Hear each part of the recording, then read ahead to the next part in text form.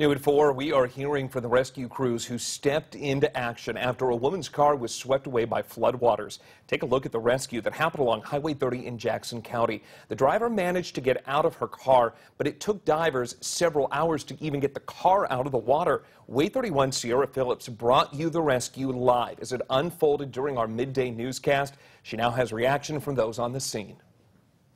It kind of created a barrier for her. It had to be dangerous for them to get out. The driver of the car you're looking at is now doing fine, but just hours ago, she came close to tragedy. The swift water is something that can actually take you away. At 6 a.m. Friday morning, the driver was headed this way to work. That's when she lost control of her vehicle and ended up in the water. Her husband didn't want to go on camera, but he told me his wife climbed out of the back passenger seat to safety. That's when someone driving by gave her a ride home. Ryan Hall was the rescue diver in charge of pulling the car out of the cold water. It's something you try to prepare for, but you can never be prepared for. He was tied to the tow truck with a rope, and it was one of the only things keeping him from being swept away by the strong current.